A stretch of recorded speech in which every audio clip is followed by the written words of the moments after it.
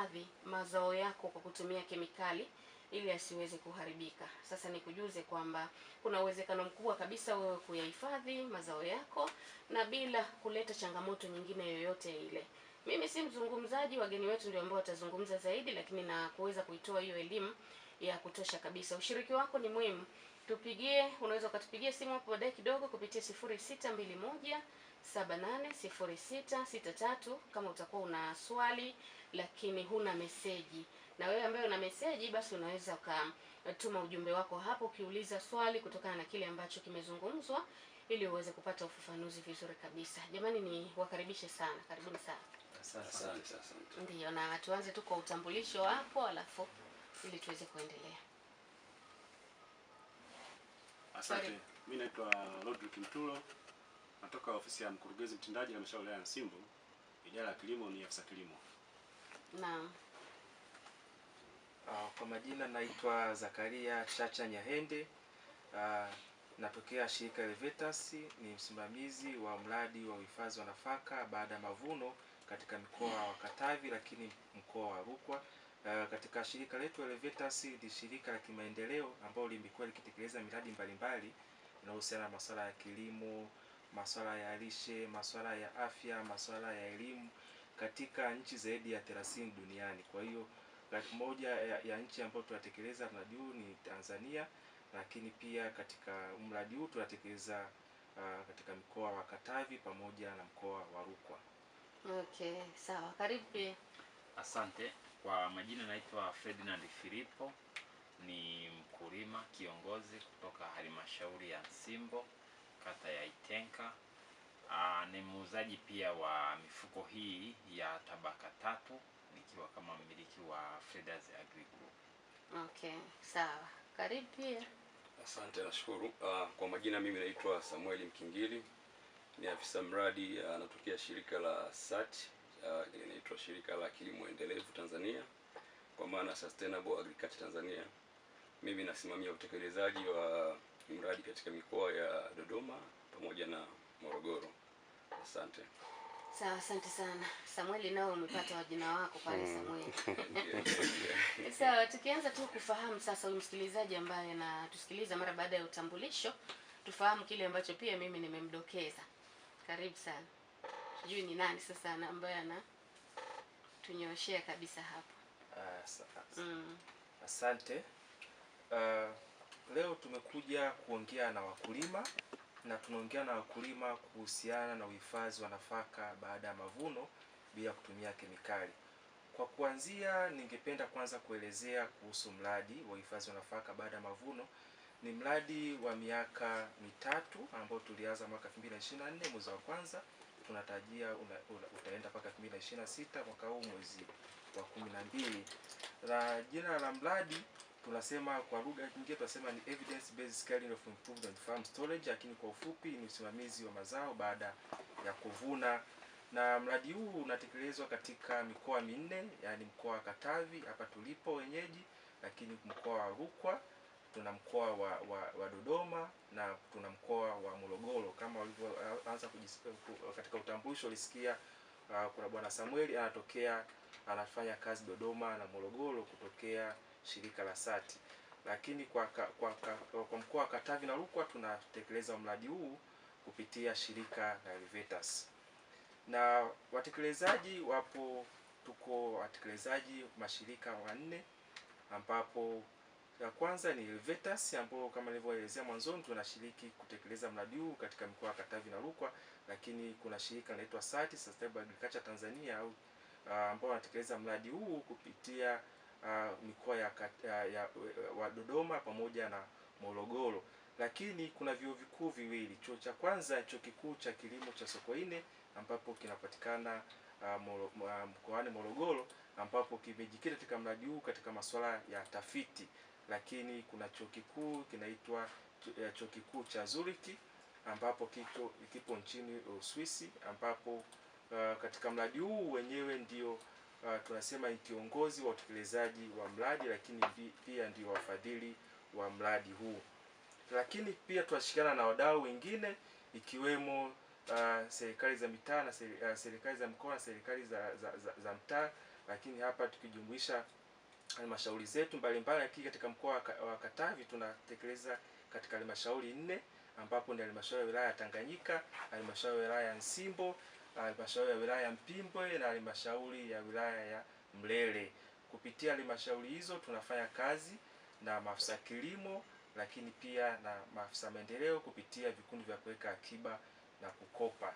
Lakini pia kuna wadau wengine ikiwemo watengenezaji wa mifuko hii ya tabaka ambao tutaweza kuelezea baadaye. Hapo makampuni mbalimbali, kuna kampuni inaitwa PVTL ambao tunafanya nao kazi, wanatengeneza mifuko inaitwa PIX maarufu watu wanaifahamu kwa jina la Kinganja au tabaka 3. Lakini kampuni nyingine inaitwa A to Z ambao wanatengeneza mifuko maarufu kwa jina la AgroZ ambao lenyewe inakuwa na tabaka 2, yani mfuko mmoja wa juu wa kawaida alafu lakini wa ndani ni nailoni. Kwa hiyo inakuwa na nailoni moja.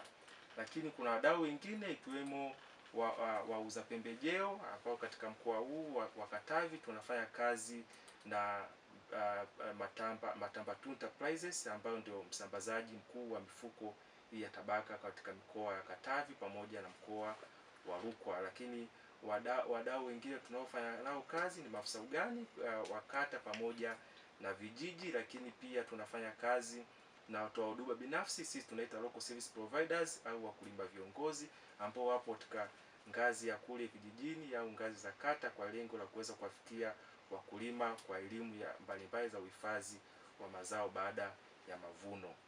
Kwa hiyo kwa ufupi huo ndio utambulisho wa kuhusu mradi wa uhifadhi wa nafaka baada ya mavuno.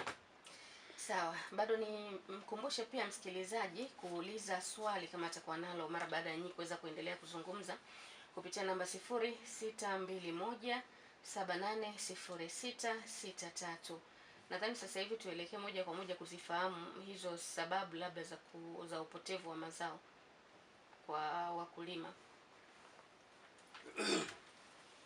Asante. Zipo sababu 3 ambazo tunasema, sababu 4 ambazo zinasababisha upotevu wa mazao. Kuna upotevu kabla ya kuvuna, kuna upotevu wakati wa kuvuna, upotevu wakati wa usafirishaji na upotevu wakati wa kuhifadhi. Utafiti unaonyesha kwamba mkulima anapoteza asilimia 30 mpaka 40 ya mapato yake ambayo angeyapata kutokana na kilimo anachokifanya katika hatua hizi 4 kama ambavyo nimeeleza, kwa maana ya kwamba kabla ya kuvuna, wakati wa kuvuna, wakati wa usafirishaji na wakati wa kuhifadhi. Sasa kabla ya kuvuna, mkulima anaweza akalima shamba lake akagharamia pembejeo gharama kubwa, lakini asifuate zile kanuni bora za kilimo. Pale moja kwa moja atapoteza mavuno, hata avuna kile ambacho kimetarajiwa. Kitaalamu tunasema kwamba kwa mfano zao la mahindi, ekari moja akihudumia vizuri tunatarajia pale apate gunia 20 mpaka 25. Lakini kama umelima shamba kwa wakati, umetumia mbolea lakini hujahudumia kama vile ambavyo inatakiwa, huwezi kupata mazao yako katika kiwango ambacho kinatakiwa.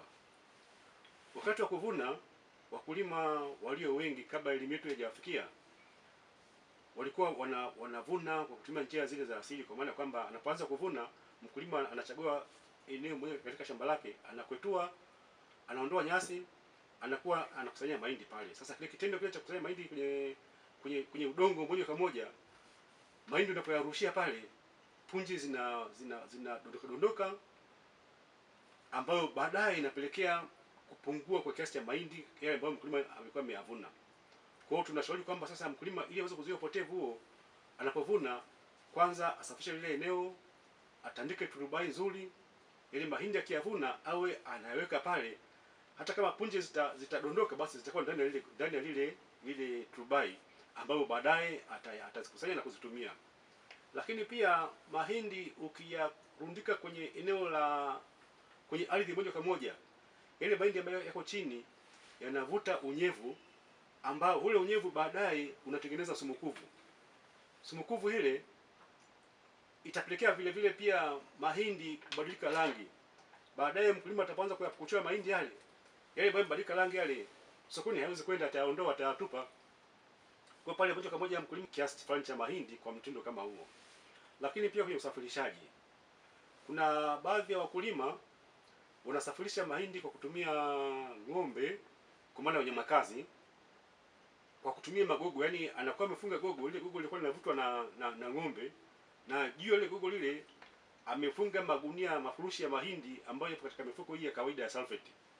Sasa ng'ombe anapokuruza lile gogo, baadhi ya magunia hivi yanakuruza chini au yanajikwangua na miti pembeni. Kwa hiyo kadri anaposafirisha, kuna baadhi ya mahindi mmoja unadondoka njiani, na mengine kuwa na kuchika kutokana na ile magunia kuwa yanaburuza chini, basi punje zinapotea pale. Matokeo yake sasa ni kwamba kutoka shambani mpaka nyumbani mkulima anakuwa amepunguza kiasi fulani cha mazao ambayo angeweza kufika nayo yote salama. Kuna upotevu wakati wa kuhifadhi. Sasa hii upotevu wakati wa kuhifadhi, kuna kuliwa na wadudu, kuna kuliwa na panya. Utafiti umeonyesha kwamba mkulima akihifadhi gunia moja la mahindi, asipohifadhi vizuri, msimu wa kuyatoa mahindi yale, kama alikuwa amehifadhi kilo 100, basi mahindi ambayo yanafaa kwa matumizi pale ni kama kilo 85 au 90. Kwa hiyo kilo 5 mpaka 10 zinakuwa zimepotea pale. Kwa hiyo tunatoa sasa elimu ya wakulima sasa watumie mifuko ya kinga-njaa, ambayo mifuko ya tabaka 3, ambayo mifuko hii inamsaidia mkulima kwanza hatumie sumu, lakini pia inafanya mahindi yale yafike msimu wa kuyatumia au msimu wa kuyauza yakiwa kwa salama na kwenye ubora ule ule. Asante ndugu mtangazaji. Okay, sawa. Karibu sana Freda. Asante. Pia kama nimejitambulisha, naitwa Ferdinand Filipo, na bado mada yetu ni hii ambayo inahusiana na upotevu wa mazao kabla na baada ya kuvuna, na kama alivyozungumza mtaalamu wetu hapa, katika upotevu huo tuna nyanja kuu 4 ambazo mkulima anaweza akapoteza, na nilikuwa napenda pia kuongezea au kuchangia kwenye kipengele kile cha upotevu wa nafaka kabla ya kuvuna. Na kipengele hiki kimekuwa pia kikileta changamoto hasa kwa wakulima au mkulima anapokuwa shambani. Kwa nini? Hiki ndio kipengele ambacho kinakuwa ni kama fainali au msingi mkubwa wa upotevu wa nafaka kabla ya kuvuna. Hiki kipengele kinabeba sifa kuu za mbegu. Kwa mfano, hizi mbegu wanazokuwa wanatumia wakulima zinakuwa zina madaraja tofauti. Kuna mbegu zile ambazo zinakuwa zina muda mfupi, siku 75, kuna ambazo zinakuwa zina siku 90, kuna ambazo zinakuwa na siku 120 mpaka 130. Sasa inapotokea mkulima yeye anaenda kununua tu mbegu, imradi amenunua mbegu, hajui sifa yake. Labda ameenda kupanda ni mwezi wa 11 au wa 12, alafu yeye anahitaji kuvuna mwezi wa 4, alafu yeye ananunua mbegu ya siku 75. Kwa wakati huo kufika mwezi wa 2 tayari yale mahindi yamekauka. Na kama yamekauka na wakati huo mvua ni kubwa, na kama mvua ni kubwa, namna ya kuvuna ni changamoto, namna ya usafirishaji ni changamoto, na namna pia ya uanikaji ni changamoto. Kwa hapa ni zana kubwa ya upotevu inaanzia hapa. Kwa hiyo kitakachotokea ni kwamba yale mahindi yanaweza yakaanza kupecha yakiwa shambani, na hii ni changamoto kubwa sana kwa wakulima. Yataanza kupecha yakiwa shambani, na wengine wanasema mbegu za kisasa siku hizi hazieleweki, ni mbegu za ovyo zinapecha toka shambani. Kumbe yeye hakuelewa sifa ya ile mbegu aliyeipanda, kwa sababu hizi mbegu kuna zingine zitamwambia mkulima kwamba apande kama atakuwa amechelewa kwa kumalizia msimu. Sasa yeye kabla ya kuimalizia msimu anaipanda mwanzoni, atakutana na hasara. Lakini pia kwenye kipengele hiki kabla ya kuvuna, kuna mbegu zingine pia kama atawahi, kuna baadhi ya mbegu nakuta hazina sifa ya kuhimili, mizizi yake inawahi kudondoka. Kwa hiyo mbegu ile ikishakuwa na siku 75 au 80 tayari inadondoka, na kama itadondoka chini itapata unyevu, na ikipata unyevu itaoza na itaanza kuota. Na hapa pia ndo tunaingia kwenye dhana ile ya upotevu wa nafaka. kabla ya kuvuna, lakini pia inaingia kwenye kipengele cha sumu kuvu. Hiki kipengele cha sumu kuvu ambapo kwamba kuna baadhi ya wakulima anaweza akawa anavuna mazao au nafaka yake ile tayari ambayo unaona kwamba imebadilika rangi, imebeba wale kuvu, lakini yeye anachukulia kawaida, anaichukua anaichanganya na nafaka nyingine, kitu ambacho kama atapata masoko makubwa labda kama NFRA watasema mahindi yake hayana ubora, na ataanza kusema labda kwamba wamemuone, hapana, kumbe hajafata vile vipengele vya zile kanuni bora za utunzaji wa nafaka kabla na baada ya kuvuna. Na hii sumu kuvu pia ni changamoto kubwa sana kiafya, inaweza ikaondoa uhai, inaweza ikaleta ulemavu na magonjwa mengine hasa ikiwemo saratani. Kwa hiyo nilikuwa napenda pia kukumbushia kwenye hili kwamba sisi wakulima tujitahidi sana kuzingatia hasa mbegu, kwamba ule upotevu unaanza na kwenye uchaguzi sahihi wa mbegu kabla hatujaenda shambani. Okay. Sawa, nikushukuru sana kwa ufafanuzi huo, lakini pia hapo inawezekana nikatamani tufahamu pia ninyi sasa huwa mnawasaidiaje hao wakulima, kwa sababu kuna mwingine inawezekana anakuja kwenye maduka ya pembejeo akachukua vizuri, lakini ukirudi kwenye utumiaji na kujua zile taratibu anataka kuzifuata unakuta anapishana nazo. Huwa mnafanyaje? Ndio. Nashukuru sana. Kitu ambacho kinafanyika kwa asilimia kubwa, na serikali imejitahidi, lakini pia na makampuni binafsi yamekuwa na wataalamu wake na mashirika kama hivi ambavyo Helvetas wamejitahidi sana kudhamini kipindi hiki na kuweza kutoa elimu. Lengo ni kumsaidia mkulima. Kwa hiyo ni vizuri wakulima wakajitahidi kujua sifa za ile mbegu na kuendelea kupata mafunzo kama haya, waone kabisa kwamba haya mafunzo ni kwa ajili ya wao na kupunguza ule upotevu ambao unakuwa unajitokeza. Kwa hiyo ni vizuri pia wakulima wajitahidi kupata elimu kwa kuwaona wataalamu wa kilimo, na wale wanaouza pembejeo ajue hasa sifa kamili za ile mbegu anayohitaji kuipanda, na ikiwezekana aweze kumjua mpaka mteja wake wa mwisho. Kama ni mtu anayekoboa labda anatengeneza kwa ajili ya sembe, anataka mazao ya sifa zipi, ili hata kama atakuwa ana bidhaa asije akakosa soko, kwa sababu anaweza akazalisha pia. Tunavyosema kulima sio kwamba kuwa na bidhaa ndo umemaliza kila kitu, kwa sababu kuna bidhaa kuweza kufika ubora wa soko. Kwa anaweza akawa na mazao amelima, lakini je, yale mazao tayari yanakidhi vigezo vya yule mtumiaji au yule anaenda kuyasindika? Sawa, tumesikia kwa uzuri, lakini sasa tumesikia pia sababu hizo za upotevu na vitu vingine. Namna sasa ya kuzuia upotevu tunafanyaje? Huyu mkulima anahitaji kusikia kwa uzuri kabisa. Asante. Baada ya kuwa tumesikia sasa sababu ambazo zinapelekea upotevu wa mazao, kuna namna mbalimbali za kuweza kuzuia sasa upotevu. Cha kwanza kabisa, kabla ya kuvuna, tunachotakiwa ni kufuata zile kanuni bora za kilimo. Kanuni bora za kilimo ikiwemo ambazo pia Ferdinand ameshazitaja, kuchagua mbegu ambayo pia ni sahihi kulingana na maeneo unayolima, lakini pia muda sahihi wa kuvuna. Jua muda sahihi wa kuvuna, usije kaacha sana mahindi kwenye shamba ambapo muda tayari umeshafika wa kuvuna, ukayachaniza bila kuvuna. Matokeo yake yataanza kushambuliwa na wadudu, lakini kama mvua pia itakuja inaweza kusababisha kuanza kupata unyevu na kupata sumu kuvu.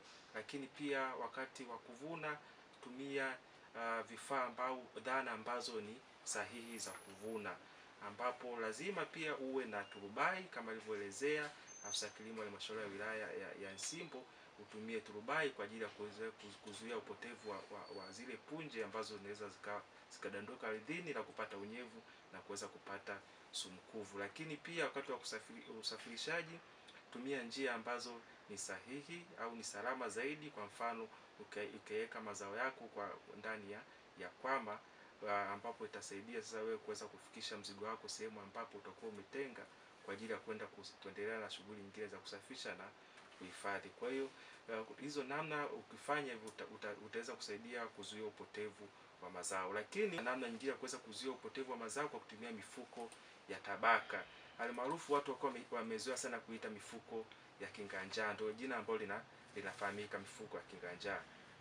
Na mifuko hii tunasema utumii kemikali yoyote katika kuhifadhi, lakini ziko njia ambazo zinatakiwa zitumike ili uweze kuipata nafaka yako ibaki katika ile hali ya usalama. Cha kwanza, kabla ya kwenda ukishaenda kununua mfuko wako au mifuko yako ya tabaka, hakikisha kwamba inakuwa haijatobolewa.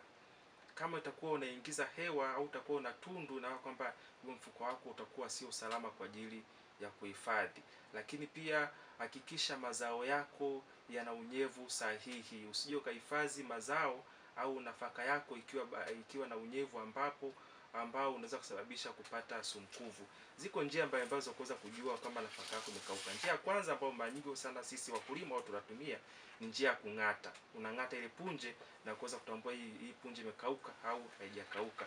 Lakini njia nyingine, wengine watu wanatumia vifaa vya kupimia unyevu, lakini ni asilimia chache sana ambao tunaweza kununua hivyo vifaa vya kupimia unyevu. Kwa hiyo tunachofanya, kuna njia nyingine ya kutumia chupa. Unatakiwa uwe na chupa ambayo ni safi, chupa za soda ikiwa safi kabisa. Unaweka nafaka yako humu au mahindi, angalau yafike nusu ya chupa. Baada ya kuweka nafaka yako au mahindi yako nusu ya chupa, utaweka vijiko viwili vya chumvi kwenye hiyo chupa.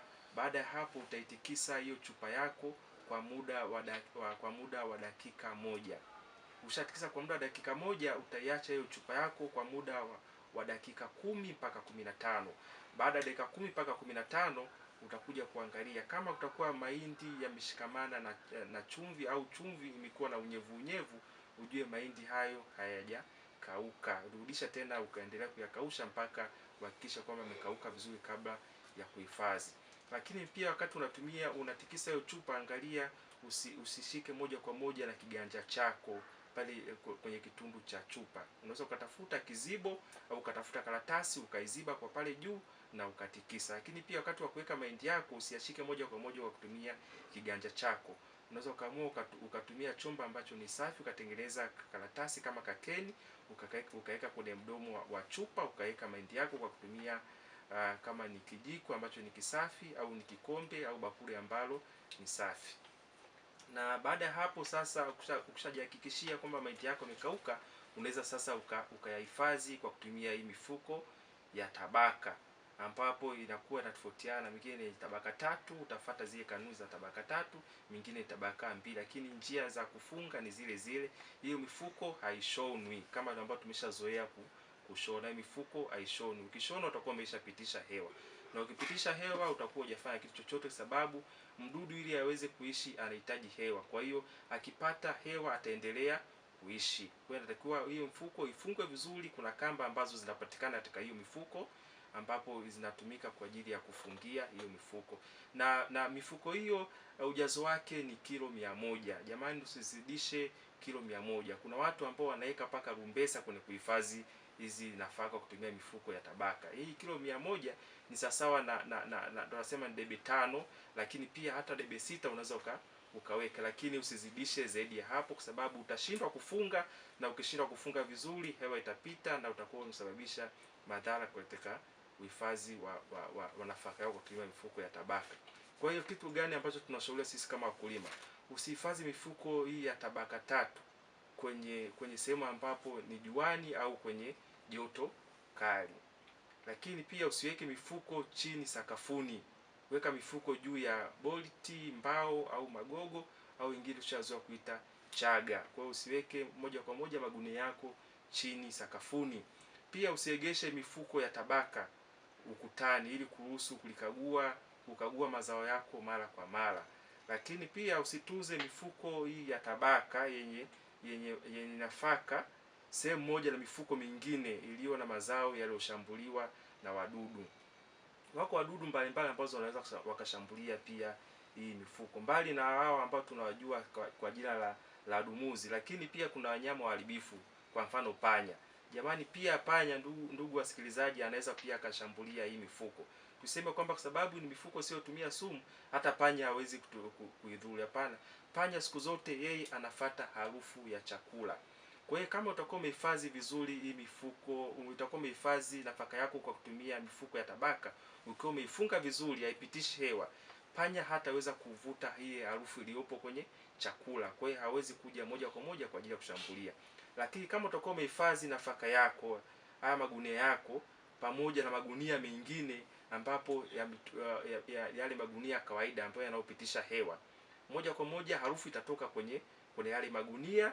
Panya atafuata ile harufu, akija kisha kuja kwenye hiyo sehemu uliyohifadhia, hata jali hii ni tabaka 3, hii ni tabaka 2 au ni mifuko ya kawaida, atashambulia mifuko yote.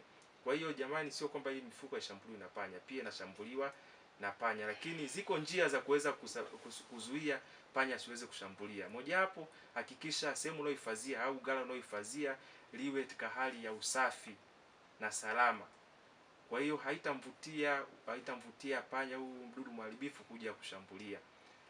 Lakini pia wakati wa kuhifadhi usidondoshe punje chini sakafuni, maana panya atakuja atafuata harufu ya chakula, akishakula zile punje za chini atahamia pia kwenye magunia yako. Kwa hiyo hizo ndo njia salama za kuweza kutumia kwa ajili ya kuhifadhi nafaka yetu kwa kutumia mifuko ya tabaka, ambapo ikiwemo tabaka 3 pamoja na tabaka 2. Sawa. Unakuongeza? Karibu. Asante. Ndugu mpenzi msikilizaji, pia nilikuwa napenda kukumbushia kwamba ni vizuri uhakikishe sana kabla ya kuhifadhi nafaka yako kwenye mifuko hii ya tabaka 3, uhakikishe imekauka vizuri, kama alivyotangulia kusema mtaalamu kwamba kuna njia mbalimbali za kuweza kugundua kama nafaka hii imekauka vizuri. Kama nafaka itakuwa haijakauka kufika kwenye ubora mzuri, ni bora kwanza usihifadhi kwenye mifuko hii. Kama utaihifadhi haijakauka vizuri kwa kiwango kinachotakiwa, ni kwamba nafaka hii itaharibika yote. Na kama itaharibika kwa sababu ya joto litakalokuwa linaendelea kule ndani, na mifuko hii ya tabaka 3 haipitishi hewa, kwa maana hiyo ule unyevu utakaokuwa kule ndani utatengeneza joto, na kama utatengeneza joto, ile nafaka itaweza kuharibika. Kwa kama kuna mkulima ambaye ameshawahi kukutana na changamoto hii, asije akadhani kwamba mifuko hii ukihifadhi unapata hasara. Yawezekana hakufuata zile kanuni zote za kuweza kuhifadhia mifuko hii ya tabaka 3. Lakini pia mifuko hii ya tabaka 3 tunashauri kwamba sehemu utakayohifadhia ghala liwe safi, kwa sababu panya ni wadudu ambao wanaosumbua sana kwenye uhifadhi pia wa mifuko hii ya tabaka 3, kwa sababu hakuna sababu yoyote ile inaweza kusababisha mifuko ilete hasara tofauti ya kutobolewa. Na wadudu ambao wanaweza wakaitoboa hii ni panya, au zile chaga ulizozitumia zina misumari ambayo labda haijakunjwa, zikawa zina uwezo wa kutoboa ile mifuko, na kama zitatoboa, basi hewa kama itaingia, wale wadudu maisha yanaweza yakaendelea. Na kuna watu wamekuwa wakidhani kwamba mifuko hii ina sumu ndani. Sio kwamba ina sumu, lakini hairuhusu mzunguko wote wa hewa ndani, na kiumbe yoyote lazima apumue. Kwa sababu hakuna mzunguko wa hewa, hata kama kutakuwa na mdudu kule ndani atakosa mzunguko wa hewa, hivyo atapoteza maisha. Kwa hiyo tunashauri kwamba hii mifuko walau kama unahifadhi, zile chaga zako ziwe na urefu walau kuanzia 1 kwenda juu kutoka kwenye usawa wa ardhi, ili kuwe kuna hali ambayo inaonesha uwazi, maana panya anapenda sehemu iliyojificha. Kwa kama kuna sehemu ambapo kwamba kuna uwazi, yale mazingira yatamfukuza na ataweza kushindwa kuwa na mawasiliano kawaida. Kwangu mimi Zakaria, ambao natokea shirika Levitas, nasimamia mradi Katavi na Rukwa. Namba yangu ya simu ni 0752 19 13 46, lakini pia unaweza kunipata ofisi ya mkuu wa mkoa, katika ofisi ya idara ya kilimo, pale pia napatikana. Kwa ukija pale unaweza pia ukanipata. Sawa, kule bwana wa Morogoro, unajua pia wakati mwingine mtu wa Morogoro anakusikia pia. Yeah, sure. Utuambie mawasiliano ambayo unaweza kupata kwa ukanda ule wa kwako. Okay, nashukuru sana. Mimi napatikana kwa namba ya Voda 0758 706 107, lakini pia tuko ofisi zetu ziko Morogoro, maeneo ya Kilakala, jirani na jirani na garage ya Toyota. Ukifika pale pia unaweza ukakutana na maafisa wengi kutokea shirika letu, lakini pia mimi binafsi niko based Kongwa, Dodoma. Kwa hiyo kama kutakuwa na ndugu mpenzi msikilizaji yote ambaye anapatikana maeneo Dodoma, ukanda wa Kongwa, pia anaweza kanipata. Asante sana. Haya, shukrani sana. Na afisa kilimo, Asante. wakati tukiwa tunatamatisha hapa, hasa una kitu gani kwa huyu mkulima kwa manufaa, kwa sababu ndo tunaondoka hivi? Nipenda kuwashauri wakulima tufuate kanuni bora za kilimo, tuepuke matumizi ya sumu katika kuhifadhi mazao yetu. Kwa mambo makubwa mawili: kwanza kwa afya zetu sisi wenyewe, lakini pia la pili ni kuongeza thamani ya mazao yetu. Bahati mbaya, ndugu mtangazaji, hizi sumu tunazotumia katika mazao hazitudhuru kwa muda huo huo, madhara yake tunayapata baada ya kipindi kirefu. Kwa hiyo niwaombe ndugu zangu wakulima, basi tuache matumizi ya sumu kwenye kuhifadhi mazao, badala yake basi tutumie mifuko hii ya tabaka 3 au tabaka 2. Lengo kubwa ni kufanya afya zetu ziwe salama. Mtaji namba moja wa sisi wakulima ni afya. Ukiwa hauna afya, basi hata kazi zingine huwezi kufanya. Ndio. Ni hayo tu. Sawa. Mkulima kiongozi, unataka kusema jambo? Kwa nanili nitaka kuzungumzia kipengele kimoja. Kwa sababu kuna wakulima wanaotokea kijijini, mfano unaweza katolea mfano kwangu Tanganyika, ukanda wetu kule. Sio lazima uje ufike kwa Mbwilo. Hapana. Unaweza kutumia maafisa kilimo wote aliopo karibu na wewe. Unaweza kukuta kuna mwingine mkulima hana hata simu, akashindwa kuingia kidijitali, kuomba mifuko, fuata afisa kilimo, au unaweza kanitafuta hata mimi mwenyewe. Lakini pia mimi mwenyewe napatikana Tanganyika na kuna ofisi ambayo ni ya wakulima. Nipo kwenye Amkosi, Mpandakati ya Amkosi. Unaweza kuja Mpandakati ya Amkosi ukaulizia Salmuidi Kindo. Ndio. Ukiulizia Salmuidi Kindo naweza kukupa mawasiliano yangu, au nikakupa elimu, au nikakupa chochote unachokihisi kwamba hauja ukielewa vizuri kutokana na kipindi cha muda mfupi. Nikakuelewesha na baadhi namna ya utunzaji nafaka salama. Okay. Kwa mawasiliano unapatikana kwa namba ya simu ya 07 49 43 00 30. Ukishika moja na kile namba njoo Mpandakati ya Amkosi, uliza Salmuidi Kindo. Okay. Kwa maelezo zaidi. Sawa. Karibu sana. Okay, nashukuru ndugu mtangazaji. Labda kabisa kwa kumalizia kabisa, nipende kusema kwamba sisi kama mradi tunajitahidi pia kusaidia upatikanaji wa hizi huduma kwenye jamii yetu kwa ukaribu zaidi. Tumeenda mbali zaidi, tumeweza kuwatambua na kuwajengea uwezo watu wa huduma binafsi ambao tunaoita kama LSP. Hawa ni watu ambao wanapatikana kwenye maeneo yetu kabisa huko. Kwa hiyo labda nitoe rai tu kwa mpenzi msikilizaji kwamba anaweza akawatumia watu akamsaidia zaidi katika kumwelimisha na kumpa miongozo mbalimbali kuhusiana na hatua zote za kilimo bora na masuala mazima ya uhifadhi wa nafaka baada ya kilimo. Kwa hiyo nipende tu kutoa rai kwamba hawa watu wanapatikana kwenye jamii zetu, tuwatambue, tuwatumie pia, tutusaidia. Okay. Asante.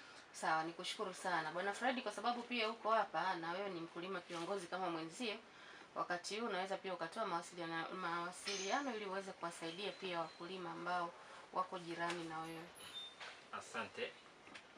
Kwa majina naitwa Ferdinand Filipo, lakini pia kama hivyo sema ni mmiliki wa Freders Group, na tumehusika pia kuuza mifuko hii ya tabaka, na tunauza pia kwa bei hizo ambazo zilizoainishwa hapa na wakulima wanaweza wakapata, na tuko Santa Maria, tuko Itenka, na kwa Mpanda mjini tunapatikana mkabara na dispensary inaitwa TMC dispensary, au kwa Dr. Ndasi, au kwenye kona ya kuelekea kwa Tarimo ukitokea kanisa la Moravian. Namba zangu za simu ni 0785571719. Okay. Asante. Asante. Nikumbushe zile za digitali bwana wakati tunaondoka. Za digitali ni 15084, unatuma ujumbe kwenye message ya neno mifuko. 15084 unatuma ujumbe wenye neno mifuko. Na ni kwa simu yoyote. Kwa simu message yoyote. tu. Yeah, ni message. Sawa. Jamani mimi ni ili uwe wa kwanza kupata taarifa zetu, usisahau kusubscribe, kulike na kushare.